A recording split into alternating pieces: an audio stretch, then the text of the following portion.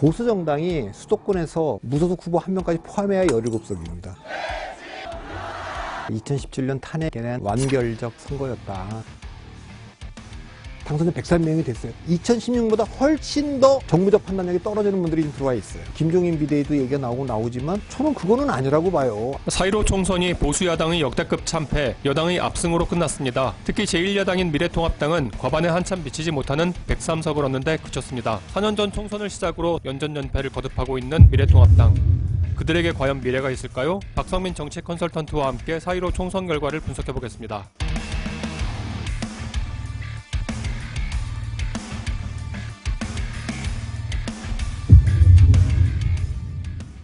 4.15 총선에서 보수 야당이 크게 졌습니다. 그 원인이 어디에 있다고 보십니까? 2017년 탄핵에 대한 완결적 선거였다. 황교안 대표라는 분이 박근혜 정부에서 법무부장관 총리도 했고 탄핵 때 대통령 권한대행도 했고 미래통합당이 승리하면 탄핵에 대한 것도 근본적으로 이제 흔들리는 거죠. 정당한 거냐 부당한 거냐 그 논쟁의 종집을 찍고 싶었던 거 아닌가. 그런 느낌은 결과적으로 이제 받았습니다. 기록적 참패 아니었습니까? 지역구만 따져들어도 더불어민주당 163석 대 이 미래통합당 84석 이 정도 차이는 이제 대다수 전문가의 예측 범위를 이제 벗어난 수준이었는데 이런 정도로 큰 차이가 나는 건 또 어떻게 봐야 될까요? 지금 뭐 4월 8일 날 그 유시민 이사장께 녹화 끝나고 내가 한번 물어봤었죠. 90 플러스 알파 얘기가 나옵니다. 그랬더니 100개 할 거예요 그러더라고. 15일 날 좀 일찍 가서 제가 또 물어봤죠. 더불어민주당 주변에서 네네.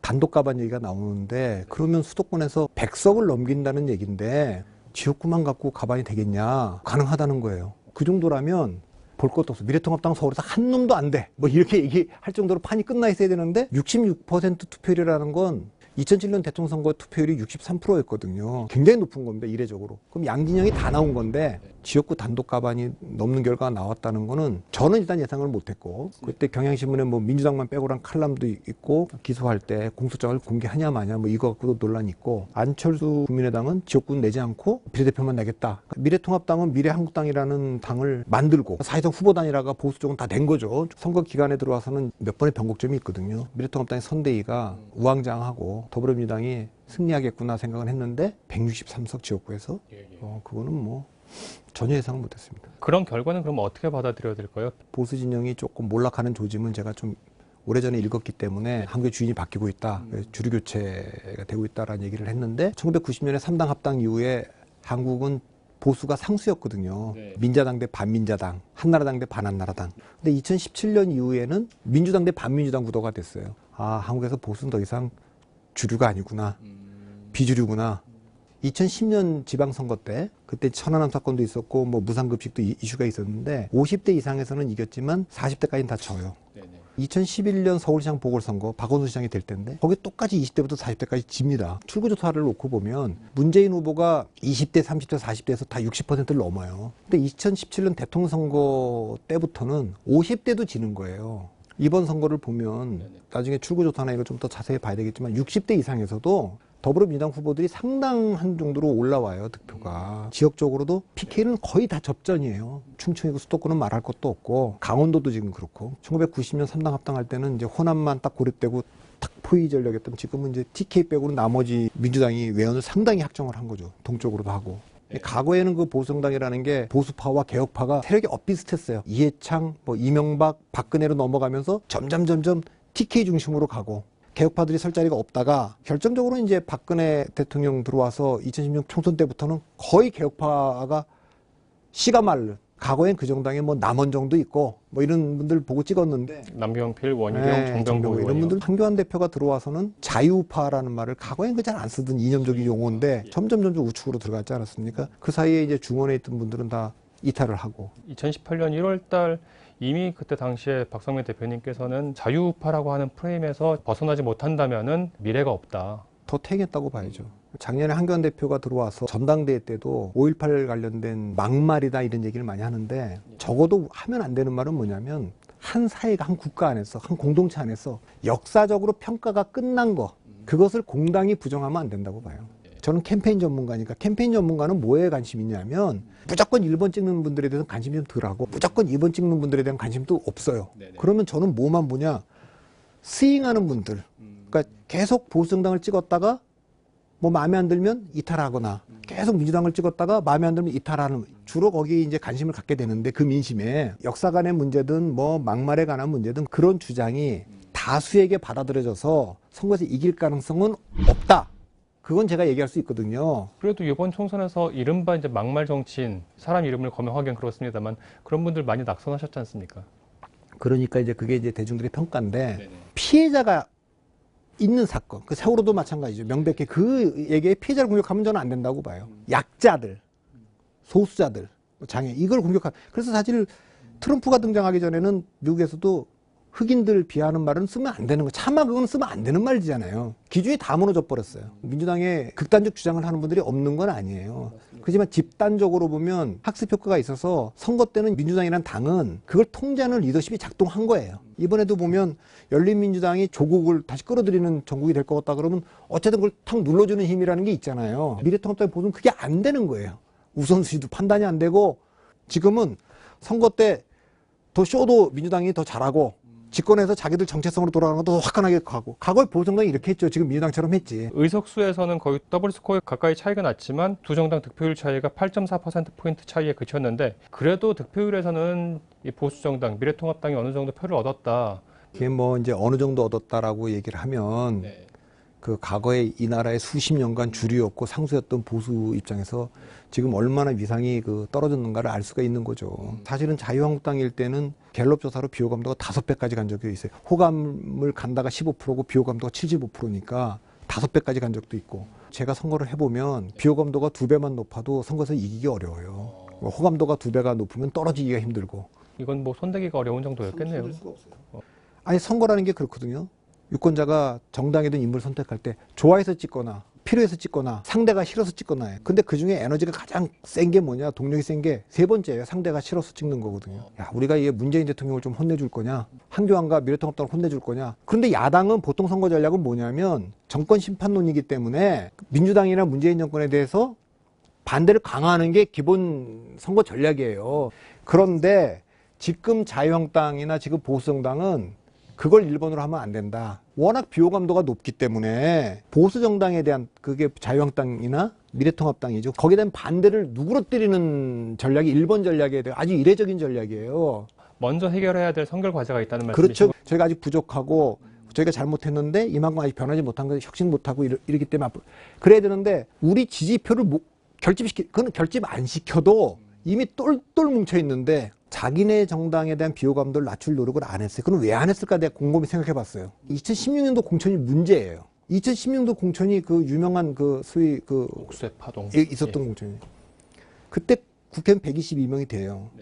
이분들이 정무적 판단 능력이 떨어지는 분들이 너무 많이 들어왔어요. 그래서 자, 총선 졌는데 2004년 노무현 대통령 탄핵 역풍 불었을 때도 강남은 안 뚫렸어요. 대구도 안 뚫렸어. 근데 강남도 졌어. 전현희 후보한테 지고, 대구도 홍일학, 김부겸한테 졌잖아요. 부산 5개 지고 막 이렇게 난리가 났어요. 더군다나 국민의당이라는 당이 민주당의 아성인 호남에서 23석이나 잠식해 줬음에도 불구하고 그런 결과니까 얼마나 이게 위기감을 가져야 될 겁니까? 그럼 그 공천을 주도하고 했던 친박도 뒤로 좀 물러나는 척하는 게, 이게 이제 그 정치의 프로토콜인데, 친박의 이정현 당대표를 만들어요. 친박은 그리고 그 이후에도 여전히 미래통합당, 그 자유한국당의 주류였죠.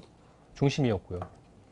야, 이게 더 심각한 건 그 뒤에 정무적 판단을 그분들이 그 수준에서 했기 때문에 폭망했는데, 이번에요, 미래통합당과 미래한국당 국회의원들 공천을 쭉 했잖아요. 그래서 당선자 103명이 됐어요. 2016년보다 훨씬 더 정무적 판단력이 떨어지는 분들이 좀 들어와 있어요. 김종인 비대위도 얘기가 나오지만 다 선거의 패배에 책임 있는 분들이. 저는 그거는 아니라고 봐요. 정말 이걸 하여튼 참패란 말 갖고도 부족한데, 이렇게 했으면 최고이든 선대이든 공간이든 분들은 다 일단 집에 가셔야 되는 거 아니에요? 무소속 당선자들이죠. 홍준표, 또 김태호, 또 윤상현 의원 복당 여부를 두고도 내용이 좀 있는 것 같던데. 그 4명을 공천을 안 줬는데 다 살았잖아요.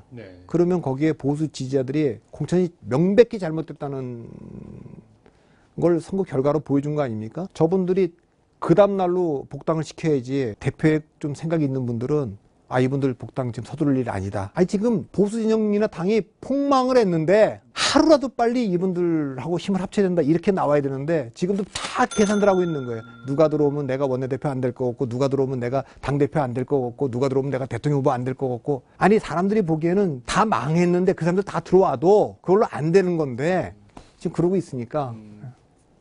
박성민 대표께서는 이런 보수정당, 이 미래통합당의 부활 혹은 뭐 르네상스가 가능하다고 보십니까?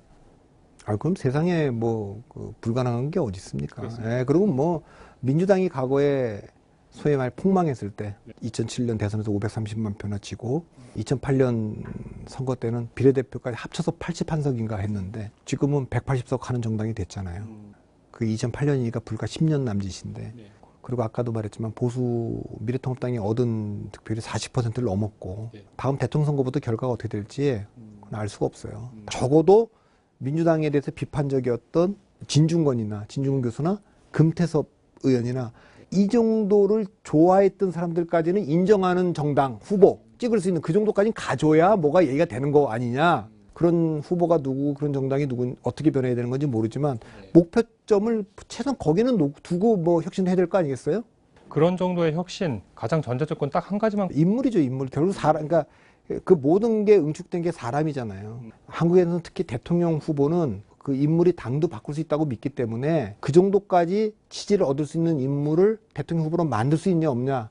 그런 정도의 역량을 갖고 있는 인물이 지금 미래통합당 내에 보이십니까? 그건 잘 안 보이는데요. 잘 안 보이고 뭐 제가 그 얘기는 지금 뭐 얘기하기가 굉장히 어려운 얘기여서. 네.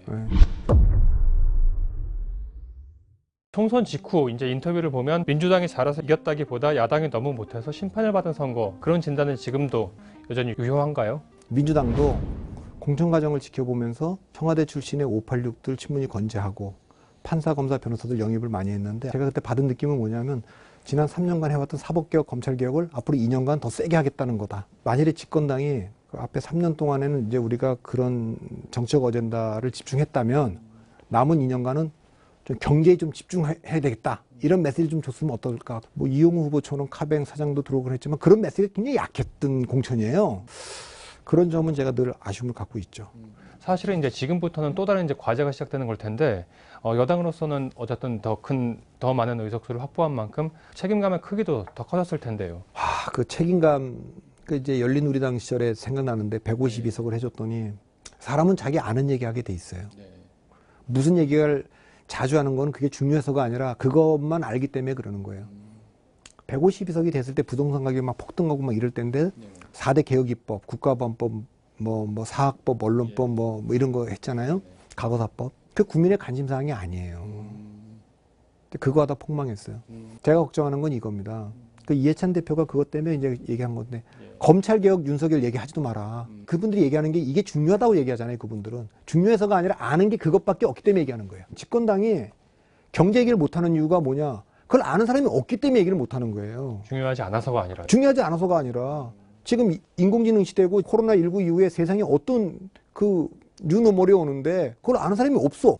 그게 지도부에 있거나 최고위원회에 있거나 전당대회 되고 나서 와서 있어야 되는데 없어. 없으면 그 얘기 하는 거예요. 자기들 관심사 얘기를 계속 하는 거예요. 한기안 대표가 시대 바뀐 거 모르고 계속 자유우파 얘기하듯이 시대착오적인 얘기 계속 하는 거지. 이제 누구 핑계도 못 대. 180석이라는 건 딱 보면 당신들 이제 아무도 핑계 댈 수 없는 숫자를 줄 테니까 마음대로 해보고 책임을 져라. 이렇게 이제 받은 거 아니에요. 저게 이제 굉장히 무서운 거죠. 어떤 개혁을 선택할지 그 우선순위를 잘 설정해야 된다. 사법개혁, 검찰개혁도 중요하지만 그 얘기를 이 정부가 너무 오래 하고 있어요. 앞으로 다가올 이 경제적인 그 위기 국면에서 어떻게 우리가, 그건 보수진보를 다 떠나서 우리가 금융위기를 극복한 적이 여러 번 있기 때문에 보수진보 할 거 없이 다 써야죠. 물어보고 코로나를 극복하는 과정에서 보여주는 리더십이 있잖아요. 그런 거를 좀 발휘해서 정치적으로도 조금 포용력을 좀 보여줬으면 좋겠어요. 그 조금 이른 이야기일 수 있겠습니다만 이번 총선 결과에 비춰보면 2022년 대선에서도 이 민주당 혹은 뭐 이낙연 당선자 같은 이 민주당 쪽 후보가 유리해졌다. 그건 뭐 저는 판단 유보입니다. 판단 유보입니까? 네. 호남하고 TK가 지역주의가 뚜렷하게 나타났는데 옛날 삼김 시대처럼 패권적 지역주의는 아니고 옛날에 뭐 TK하고 호남이 그래도 보수와 진보의 심장이었는데 쇠락했잖아요 지금. 그 옛날의 영광을 꿈꾸면서 다음 대통령 선거 때 호남 대통령 꼭 만들어 주셔야 된다. 이런 압박금 경고겸 이런 게 투표에 나타났는데 이낙연 당선자 말씀하시는 거죠? 그건 이낙연만 있는 건 아니죠. 지금 총리하고 있는 전북의 정세균 총리도 물론 이제 광주 전남보다는 이제 호남색이 좀 상대적으로 덜하긴 하지만 민주당 내에 정치적인 세력 관계는 또 정세균 총리도 간단치 않은 분이거든요. 임종석 실장도 이번에 유세를 많이 했는데 현실 정치에서 자기가 정확히 은퇴인지 모르겠는데 하여튼 이번에 유세를 좀 돌았고 그러니까 호남 대통령으로는 이런 분들이 좀 보이는 거 아닙니까? 네. 재판이 변수긴 합니다만 이재명 지사나 뭐 김경수 지사나 뭐 이런 분들이 좀 있고 되게 이렇게 될 거예요. 아 이게 이낙연 대세론으로 간다. 그러면 그 현실을 인정하자. 이러는 친문 중에 상당수가 그 현실론자가 나올 거고 역대 대통령을 봐라. 그거 노태우도 김영삼도 김대중도 다 그거 무리하게 못 막았다. 아무도 못 막았다. 그거는 그냥 흐름대로 가는 거다.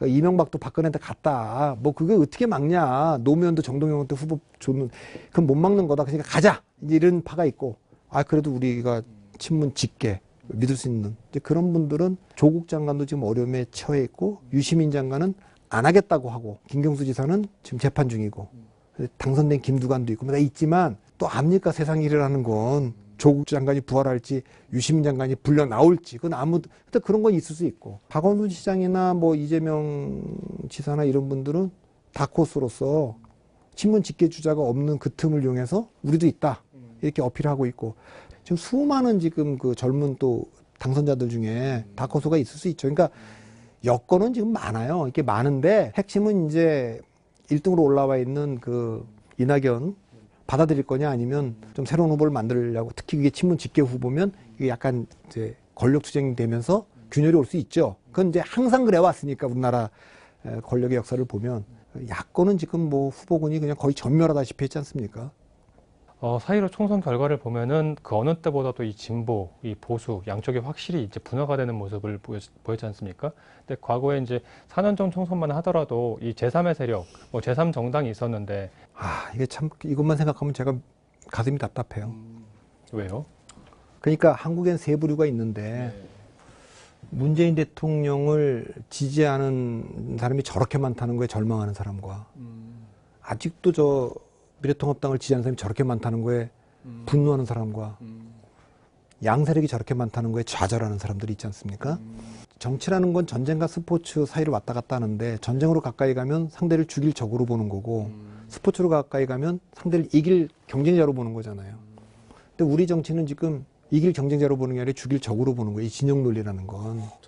정치가 국민과 시민을 광장으로 내몰고 있잖아요. 그러니까 서초동과 뭐 강화문에서 막 그냥 서로 다른 주장들을 갖다가 하고 있는데 이건 국론 분열이죠. 대통령은 이게 국론 분열 아니라 그랬지만 제가 보기에는 정치가 제대로 작동했다면 시민들이 그렇게 광장에 나가서 서로 다른 주장을 했겠나 이런 생각이 좀 있죠. 그것 때문에 지금 한겨레를 포함한 미디어에 대한 제 아쉬움도 좀 있는 거예요. 지식인이든 언론인들은 권력을 감시하고 비판하는 게 본령이라고 저는 봅니다. 전 세계적으로 포퓰리즘이 이렇게 극성을 부리는데 우리가 한강물을 쭉 끌어들여갖고 수도꼭지로 딱 들어가고 마시면 얼마나 끔찍합니까? 필터링, 정화시설을 통해서 한번 걸러줘야 되거든요. 그 걸르는 과정이라는 게 지식인들의 역할이고 언론의 역할이거든요. 한국 정치도 조금 대화도 하고 타협도 하고 뭔가 성과를 만들어내고 그런 정치가 되면 이번 선거에 의미가 좀 있겠다. 왜? 한쪽으로 딱 이 결론 내줬으니까 저렇게 지고도 반성 안 하면 그것도 정말 그건 역사적으로 사라질 것이고요. 그렇게 이기고도 포용력이 없으면 그것도 문제고 그래 보입니다. 지난 4.15 총선이 보수에는 참패 그리고 또 진보에는 무거운 숙제를 남겨줬는데요. 오늘 4.15 총선 결과를 두고 우리 박성민 대표님 모시고 이야기 함께 들어봤습니다. 오늘 말씀 잘 들었습니다. 고맙습니다.